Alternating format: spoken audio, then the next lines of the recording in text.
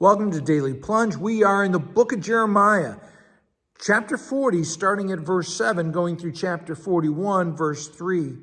Now, after Babylon has overthrown Judah and the city of Jerusalem, the struggle that they're having, that the people who remain are having, is to find new life in the midst of this disaster.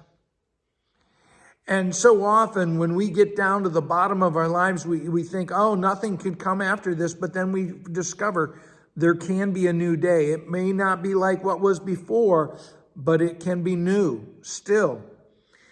And the Babylonians have appointed this guy, Gedaliah, as the governor. He is the son of Shaphan. Now, why is that important? Well, Shaphan was an official who served King Josiah. And King Josiah was a reformer. It was during his reign that the book of Deuteronomy was found and was read. And the king himself was so moved that he repented and called the whole nation to repent and to hear the words of the book of Deuteronomy. Shaphan was a trusted member of the government, and his son is trusted. In fact, when people find out that are living Jews that had fled to these other kingdoms around the area, when they found that he was in charge, they come flooding back. Now, the Babylonians put him in charge, and who is he in charge of? He is put in charge of the down and out poor. These are people who are the leftovers, right? They are so poor, the Babylonians don't want to bring them with them. And so they're left to farm the fields there. In fact, the Babylonians were probably considered liberators because they gave farmland to these poor people. Now, these army officers come to the governor, and he tries to reassure them that things are going to go well. And he even takes an oath.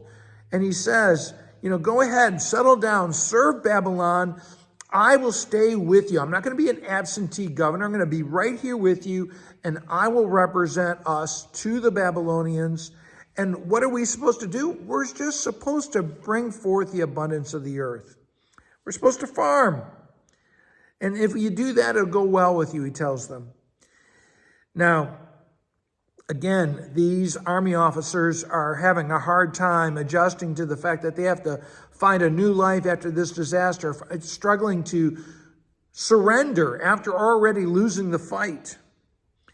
And Yohanan warns the governor that Ishmael is going to try to assassinate him. Now, Ishmael is being backed by the Ammonite king.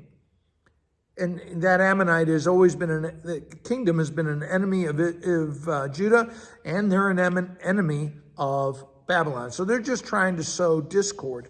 And Ishmael is of royal blood. He's struggling to come to grips that his position is not what it used to be.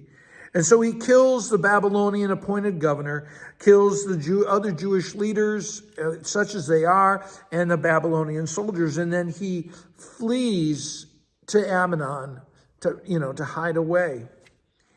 And again, it's about, we struggle sometimes to surrender to the disaster so that we can get through it and move on to a new life. And that was exactly what was starting to happen.